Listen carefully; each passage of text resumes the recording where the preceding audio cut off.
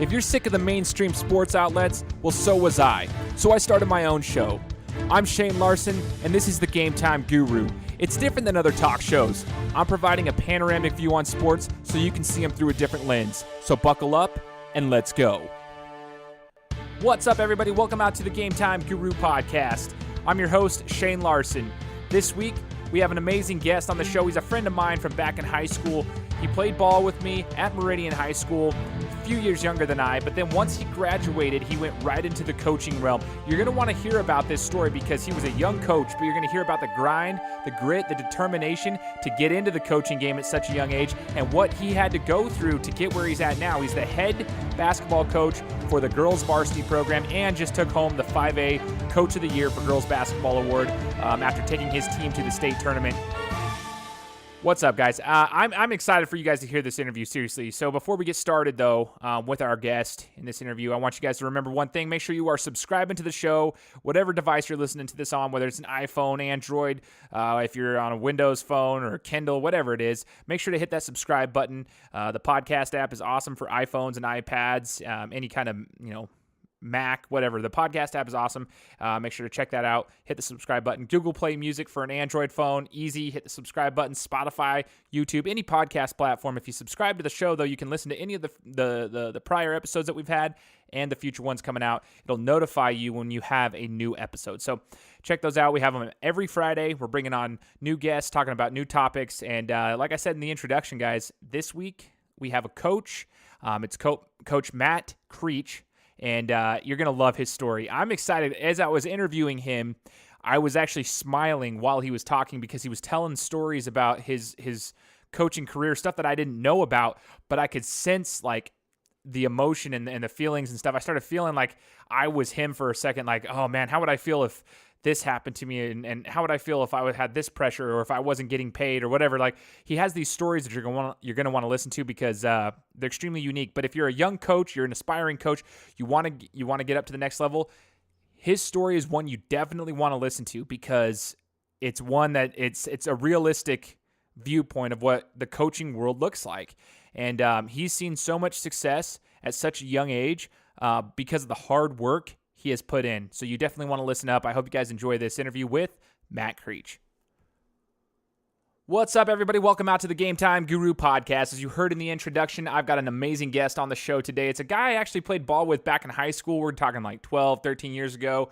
And now he's taken his skill set as a player into the coaching realm and is actually coming off of an amazing season as a coach for the Meridian Girls Basketball program, was just named the Coach of the Year for the 5A Southern Idaho Conference. So it's Mr. Matt Creech. Matt, thanks for joining the show with me today. I appreciate you having me on, Shane. Absolutely, man. I've been trying to land Matt for a long time because I've been following his journey for a while. Just because I kind of played with him a little bit, like in high school, we played ball together. He was a few years younger than me, but I still kind of watched him play. And then as he started coaching, going through the realms, I just wanted to get him on here. So, Matt, I'm excited to have you. I want to kind of take a couple steps back to the days of playing, though, because this is something that I always think that's crazy about coaches is like, some people think that like the great players, like everybody thinks that a great player is always going to make a great coach. And that's not necessarily the case because coaching is a completely different skill set in and of itself. But you're one of those guys who was able to play and coach and do so very well. So let's talk about your playing days first, though. Back in high school and kind of what your background in basketball really was as a player before we got into the coaching thing. Yeah. Well, for me, if any of your listeners don't know what I look like, I'm 6'2", 250 pounds. If you saw me walking down the street, you'd think I was a football player, not a basketball player. And I was a little bit lighter back in our day when we played. But, I just wasn't built to be a basketball player physically. I couldn't really jump. I wasn't that quick. I lived my life, on the court, being able to get shots off and make jumpers and three-pointers and stuff like that. So, for me, I wasn't naturally gifted. I had to work on it a lot, which I think is something that's helped me as a coach because I had to take that extra step of preparing myself, watching film, and kind of figuring out, knowing my limitations, what I can, what I can't do, and try to manage that as best I can and have as much success as possible. So for me, I was really a shooter, which, in the system that I was, taught, right after you and your group graduated going to state. It was a lot of that. So it benefited me a lot in that case. But really for me, it was just, I lived my life, from 19, 20 feet. And, I did that pretty well for a while. So that's kind of where me as a player, what I was. And I knew, I had some smaller offers, some NAIAs, some JUCOs and stuff like that, giving me looks. But I knew about my junior year, playing was going to come to an end pretty soon. I might get a couple years of basketball in college, but I wasn't going to the NBA. So I figured I'd jump right into the coaching profession as soon as possible. Man, that's actually kind of interesting that you said that. Like, you kind of started seeing, the future kind of hit you a little bit, like, okay, well, I'm doing well here, but like realistically, how long do I have left? You kind of started doing an analysis of where you're going to go in the basketball world. And let me stop there real quick for a second before we move forward. Your game, Matt, was very similar to mine. That's why I always kind of like had like this connection with you that you didn't even realize. Like, your game was very similar to mine. I always shot from the 3-point line. My senior year in high school, right? Like, although our team we were pretty good. We were hit or miss depending on the day, but like, I literally shot 4 shots inside the 3-point line the entire season. 3 of them were in a district tournament, so one of them was actually during the regular season. So like, I shot the 3 ball. That's all I did is I let it rain. Like, I didn't have the fastest, I didn't have the maddest handles. I didn't have the best first step or anything like that. So I didn't really start gaining that until a couple years later, actually. But that was, past my time. So I just always thought it was interesting that you and I had a similar style of play. Like, you shot the ball and you shot it well. I have a huge respect for shooters. I just have to like say that people who can shoot the ball, like, this is what I'm going to say. If you can get the ball off, I don't care how good your defense is. If you can get the ball off and you can score, then that's the most important point, because put up more points than the other team, you're going to win the game. So anyways, just had to throw that out there. But yeah, Matt, you kind of go into the coaching realm. How soon after you graduated high school did you actually, start coaching, and at what level? Right away, actually. So when I made the decision to not play college basketball and stay home, and I actually hit up my former coach and your former coach, Jeff Hosley, for a job opportunity helping coach. I still had the bug, and I wanted to be there. I didn't want to take time off. I knew I wanted to dive right in, and I reached out to him, and he actually turned me down right away. He said, "No, you're 18 years old. You need some time still. You're too close in age." Which, in hindsight now, I look at and say, you're probably right. And so he turned me down, well, which was pretty disappointing for me, because I knew this is what I wanted to do. And so I started going to games after the season started. This was November of 2008. So I was 18 years old still. I hadn't even turned 19. And I was going to games around the valley of teams that I knew Meridian was going to play. And I started scouting and putting reports together. And I'd shoot my coach text messages and emails, letting him know what I saw. And he finally hit me up after the 3rd or 4th time I did that and said, "Come see me." And went and talked to him. And luckily for me, he saw that I had the passion, and that, this was something I was serious about, which I think is probably what he doubted originally. And he gave me an opportunity, and I was the freshman assistant coach that year. Jeremy Sheffel was the freshman coach, and he was awesome. He really let me kind of take over in moments, and really let me kind of see what I was, if this was something I really want to do. So credit to both of those guys for giving me a chance. But yeah, I was 18 years old coaching 14-year-olds. So it was it was pretty interesting, and initially I think everyone was a little concerned, with my age. I remember specifically we had a away game at Mountain Home that we traveled to. And when we pulled up into the gym, the guys they get changed, and I'm dressed, I got a dress shirt and a tie on.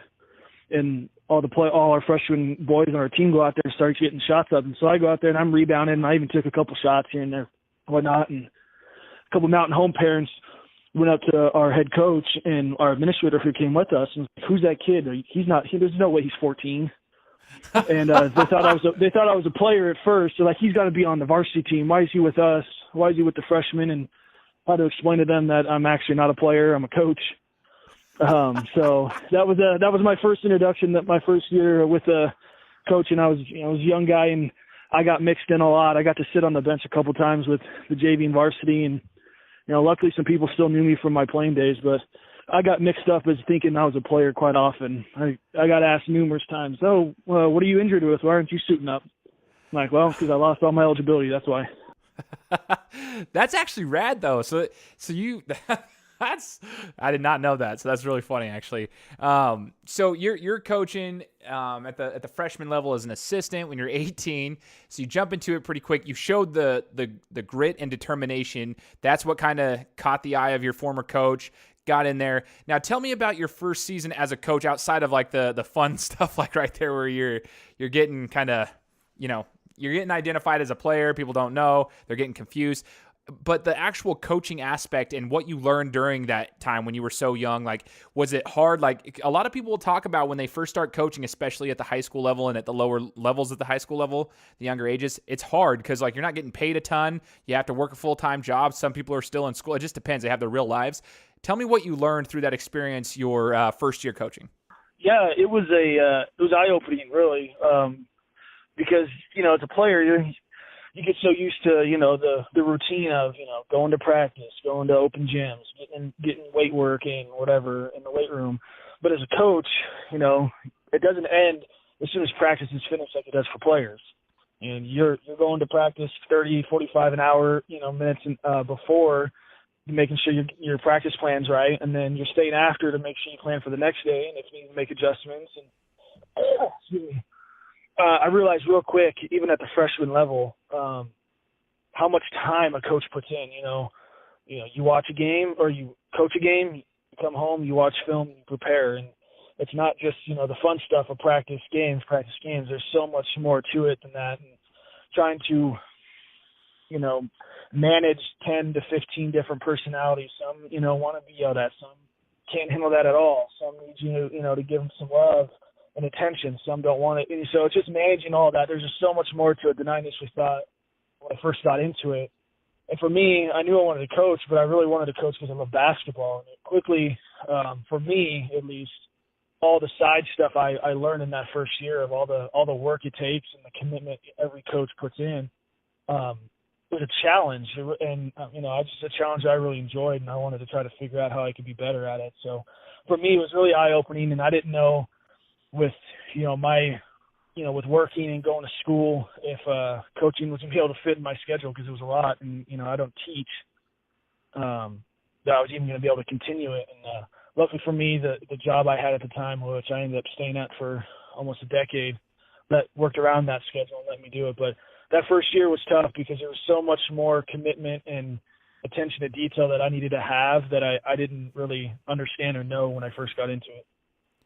Man, it's crazy. And I don't think a lot of us, either athletes or former athletes, really have a full understanding unless you're part of that. Like, unless you're part of that, like in it truly, and you're actually in the middle, in the depth of things, you don't really understand what the coaches truly go through. And this goes back to what I was saying a little bit earlier, like, the best players don't always make the best coaches. Same thing as like an employee. You might be the best employee. Doesn't mean you're going to make the best manager, because there are so many different things that go into the coaching side of things or the management side of things that you have to learn. And it's good that you got to see that early on. You got to learn the things, and you still kept that grit and the determination and the passion behind it. You didn't lose it. We've seen a lot of people try to go that route where they get into coaching and they're like, this is fun, but it's just not worth what I'm not willing to go forward with it. It obviously has paid off for you, but we kind of want to talk a little bit more about your journey. So what was the route you went as far as continuing on with your profession? We're going to get to where you're at right now, but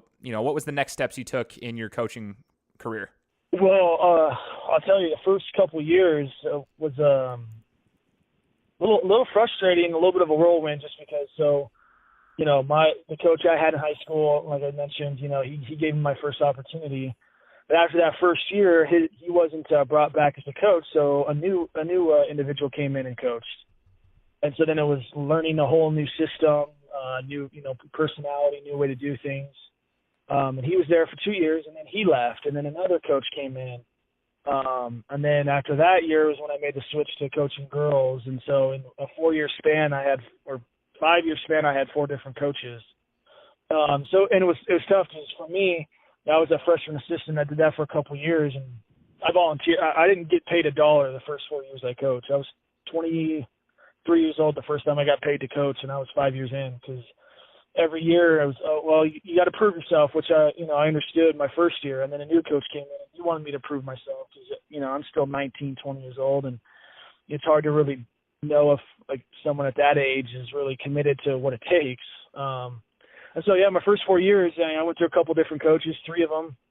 And then, like I said, 4 and 5 years, and I didn't earn a dollar, which obviously none of us coach for money, but it's hard when you're a college student. You should use every dollar you can get. But it was a little bit of a journey, a little stressful and frustrating at times, just because every time you felt like I was getting into it and, it would change and you have to feel like you're starting over from scratch. So it was, like I mentioned, it was tough, but it helped me a lot as a coach now. I look back at it and I'm kind of thankful it went that way because I learned a lot of, what to do, what not to do, and it's kind of helped mold me into the coach that I am now. So, yeah, those first couple years were really solidified that this is something I want to do long term. Because with all the challenges and different things that, I went through, I still wanted to do it, and I still had the love and the burning passion for it. So I knew I was in the right place and I was doing the right thing.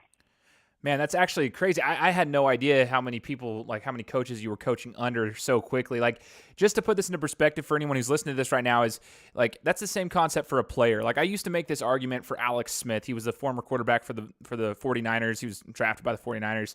He was there, and everybody was like, well, Alex Smith never really hit his peak, and that's why the Niners had to let him go. Like, there was this whole thing after Kaepernick came in. Anyways, what people didn't realize, like, and I always argued this for him. I'm not even a Niners fan. I actually hate them. But Smith had, I believe, 8 offensive coordinators in 9 years, or 7 and 8 years. It was almost one per season.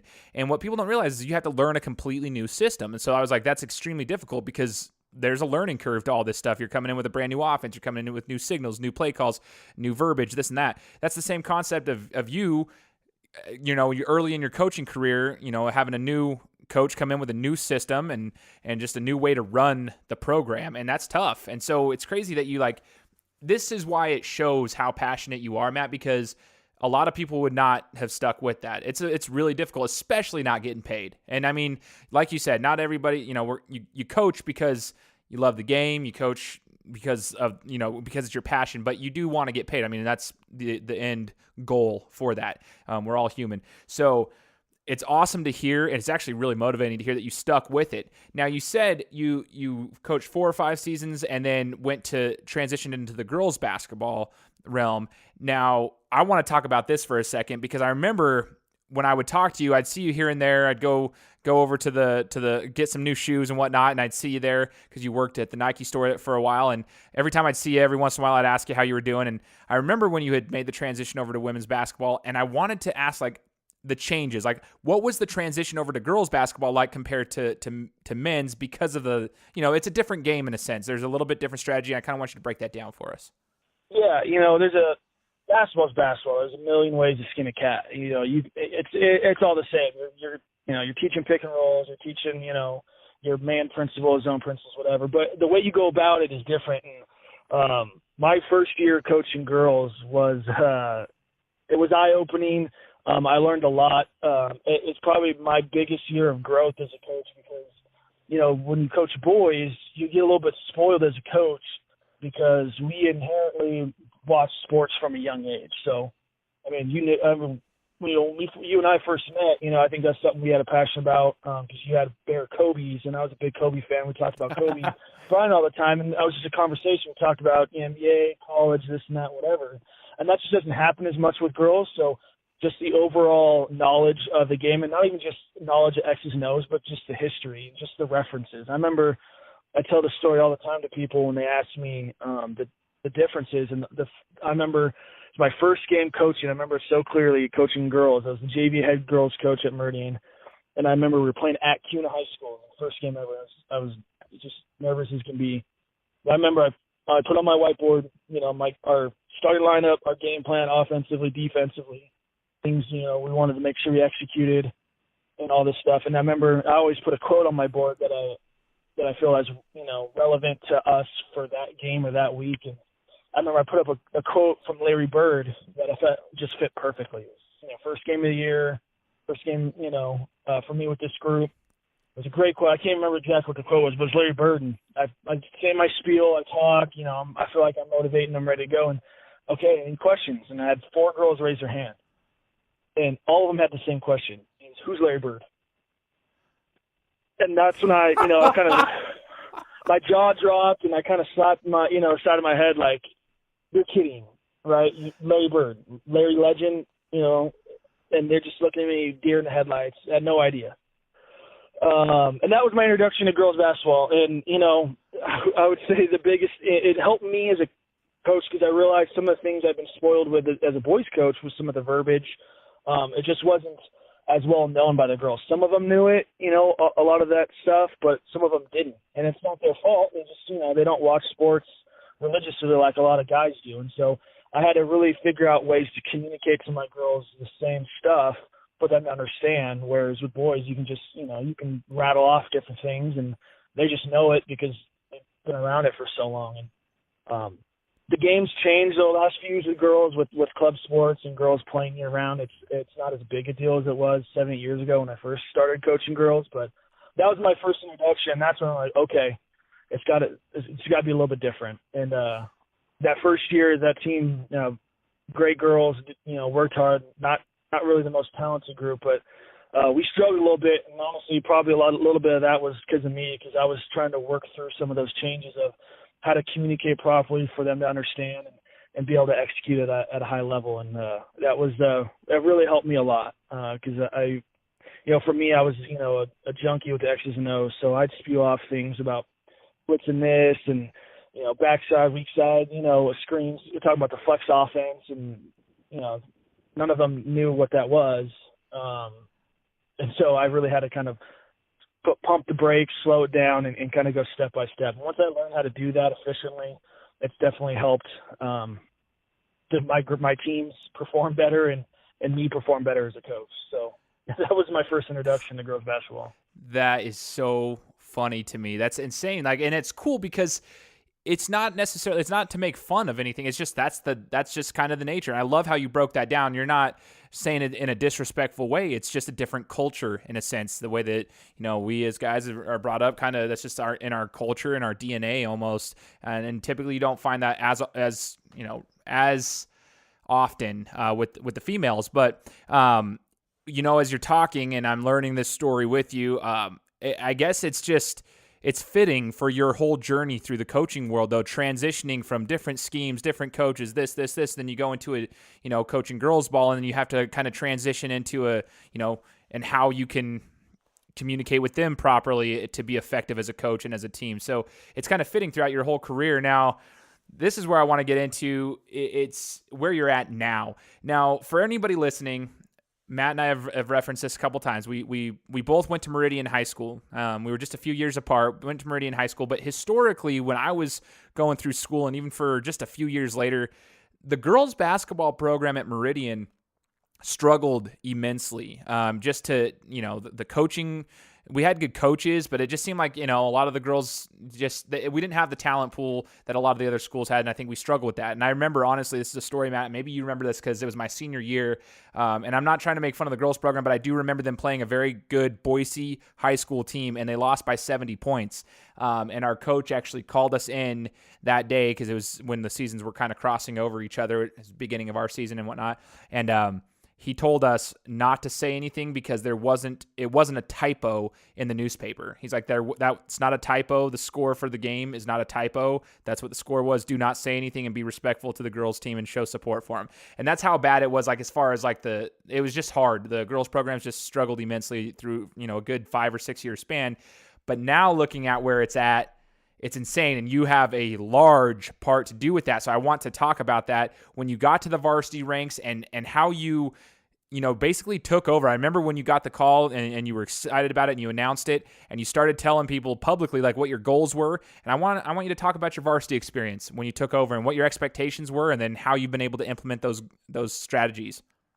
Yeah, well, you're not wrong. Meridian is, there's certain schools around the valley in the state. When you think of those schools, you think of, consistent excellence. You think for boys basketball, you don't even know you can not know who's on the roster. They're going to be tough. You think Capital football, Eagle softball. These are programs you just kind of always hear about that are, have sustained success. And unfortunately, Meridian girls basketball didn't have that culture. I mean, I think you're not wrong, and I do remember that very well.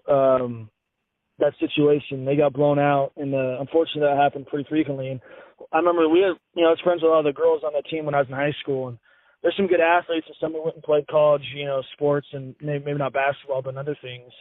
And I think they won one game in 2 years. In my junior and senior year, they went like 1-44. And then that unfortunately kind of ran off for a number of years. We had some good coaches. Rick Jordan, who's now a Skyview VP, he coached. He won a couple of state championships coaching in Montana. And then, the next couple coaches did some good things. Just the hard part was with where Meridian was.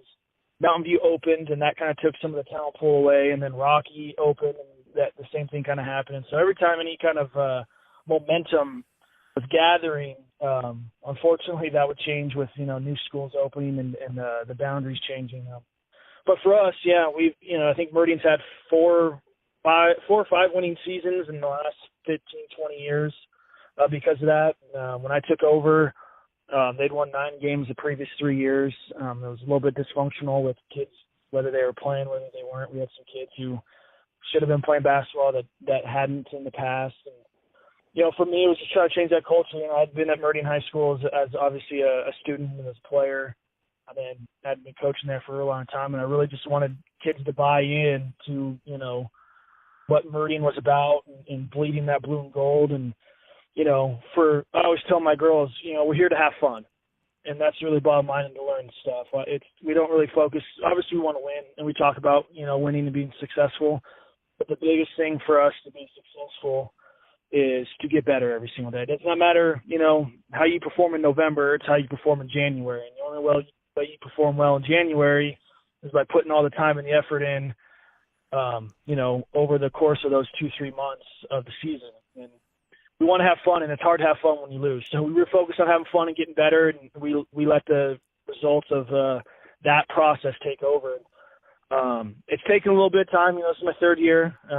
We qualified for the state tournament, and we had some success. My girls were awesome, but it took some time. I had all 5 starters back from the previous year this year, and they had learned our system and bought into the system, and they put in the time and the effort and the work in the off season and during the season to put themselves in the position to play at the highest level and play in the Idaho Center. And so it was great to see that transition. And, I know a lot of people are giving me credit. I was very blessed and fortunate to win that Coach of the Year trophy award and be voted by my peers. But really it came down to the girls just buying into, what we were trying to tell them, which it's not really a secret. You work hard, good things happen. And so for us, it's just working hard and being consistent. If you can work hard and be consistent, you're going to have some good things happen to you. You might not, be the best team. You might not win a state championship, but you're going to give yourself a chance. And that's what we've been about. That's what we've been trying to do over the last couple of years. And luckily, we've had some success with it. That's so awesome, man. And I remember a couple of years ago, it may have been just last season. I remember you were at the state tournament. You took a picture of you were watching the girls tournament, and you said something like, I'm going to be taking my girls to the state tournament. Like that was your goal. And I remember following you guys this year. I followed kind of like your season. I just like to watch from afar and see how things are going. And it was really cool because during the summer of this last year, you could tell you guys were putting in work because you guys were crushing the summer tournaments. You went to like U of U or something. You went down to Utah. You went to a couple different tournaments. And I remember you guys posting about like the success you were having. I'm like, dang, like Matt's got these guys or these girls, he's got these girls going to work and they are doing some good things. Like, that's crazy. And then kind of watching the season, getting updates from you. And I just remember when you posted about qualifying for state, and it reminded me of back when I was in high school and just, going the route of going through districts. And, sometimes you're fortunate to get a couple extra games in there if, and it's just kind of an interesting story because you guys made it. And it was like a cool story to hear that you made it because you had just stated that was like your goal not too long before that. And you got to go to the Idaho Center. I just want to know, like, when you were with us when I was a senior, you got called up, if I'm not mistaken. You were with us when we went to the Idaho Center, right? When we got to play? Yes, it was. I remember that. I reference that team quite often with my teams that I coach now, actually. It's playing with your group, your senior year and my sophomore year, definitely molded me as a player a little bit, and it's something I've used as a motivational tool to my girls because I had a lot of individual success, as a player my junior and especially my senior year. But nothing really compared to being on a team that really bought into each other and competed and fought for one another, like your group did with Kilgore, with Logan, and with Van Beek and Weeding and so many of those guys. I played 43 seconds in the state tournament with that team, and it was the best 43 seconds I ever played, just because I got to play in the Idaho Center. I got to be in that moment, in that situation, and it's motivated me as a coach because I wanted to get back there, and I wanted the teams that I coached to experience that. When I took over, I had a girl. She was a freshman. She's going to be a sophomore my first year, and I sat her down. I had meetings with players when I first took over, and she had come off a really rough freshman year with drama, and then they didn't win a lot. And I promised her that if you help me get these girls on the same page, I promise you we'll get to the state tournament. You'll get to play in the Idaho Center. And, I might have been talking out my butt a little bit when I made that promise to her, but luckily it worked out. And, I've had conversations with that player about it, and it's a moment that she'll never forget. And she's going to run cross country and track at Gonzaga. She's a hell of a runner, and that's the moment she's referenced multiple times about something special. So, being on your group and playing in the state tournament was something that I'll never forget. It's something that motivates me as a coach to give my girls an opportunity to play at that level and have that opportunity. So, dude, it's so rad to hear that you actually that gives me chills, man, because that shows that you have the passion and the determination. I mean, you got to feel what it was like as a player. You wanted your players to feel that. And they did. You got them there. So now you've accomplished that goal, Matt. You got them to the state tournament. I want to know for real though. Now, you're still young, man. You got to start young, so you're still young. You got a lot of years ahead of you. What's your goal? Where are we going to see Matt Creech in the next 5 years coaching? Do you have a plan? Do you want to stay at Meridian? Do you want to still coach girls basketball, or are you just kind of taking it year by year? I try to give myself goals. I told myself when I got into coaching, I wanted to be a varsity coach by 30, which at the time I thought was probably, pushing it, because there was kind of this unwritten rule of you had to be a teacher, you'd be a varsity coach, this and that. I wanted to coach at Meridian, that was home to me. And I want to do it by 30. I want to get started. And luckily, I beat that by a few years. I got hired at, I think, 25 or 26 to be the head coach. Just finished my third year.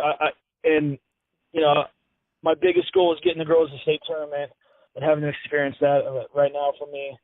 It's really a year-by-year thing.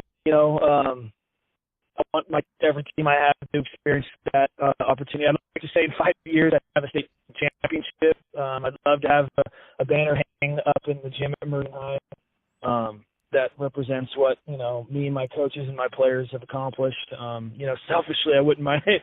I've always kind of dreamed about having my name on one of those banners like, so many of the other coaches before. But really, it's just year by year. I started a family. I got an 11-month-old daughter. My wife puts in a tremendous amount of work behind the scenes to allow me to do my coaching. And so it's just year by year. I love Meridian. I got great support. My athletic director is somebody I actually worked under when he was the boys basketball coach, and he's been awesome in supporting me and our program. There was a time where I thought maybe coaching at the next level, coaching some college. I got to know Scott Garson really well and some of his coaches over at C of I. I thought maybe that was something, but now I'll probably stick at the high school ranks. I really love working with that age group of kids, who love basketball, they love other things, and just trying to impact their lives in a positive way, utilizing basketball. So for me, it's year by year. We'll see what opportunities present themselves. I always thought coaching girls wasn't going to be long term. I always thought I'd jump back into the boys. But I'm 8 years in now, and I love it. The girls are awesome. It's just, we'll see what happens if an opportunity presents itself. I know there's some openings right now that people are bugging me about, trying to get me in there, but I really enjoy where I'm at. I got a great group of kids coming back and some young ones, and I look forward to trying to build that up still. So for me, we'll take it year by year, but I'm enjoying where I'm at. I enjoy the kids that I deal with, and obviously I love Meridian. I've spent half my life there as a player and as a coach now. So So crazy, dude. That's awesome, though, Matt. When I tell people coaching 11 years, it looks at me funny because I'm only 29, but that's what happens when you get into it as young as I did. So that's so rad. I'm rooting for you, man. And if you get a banner up there, I'm petitioning that your name definitely goes on there. So we're gonna make sure that happens. So keep working hard, Matt. I appreciate you joining us, and we'll stay in touch. All right, man. I appreciate you having me. I love listening to all your podcasts and the other people you have on. I'm definitely not as famous or as cool as some of the people you had on, but I appreciate you taking the time to let me talk about my girls and our program and what we're trying to do. So I appreciate that. Well, I appreciate you, man. Absolutely. You're a stud, and we look forward to seeing where you go. Appreciate it, Shane. Thanks, man. Guys, thanks so much for listening to another episode of my show. Now, if you could go and do me a favor, head over to iTunes, give me 5 stars, and leave me a review. It would be greatly appreciated. Thanks, guys. Appreciate your support.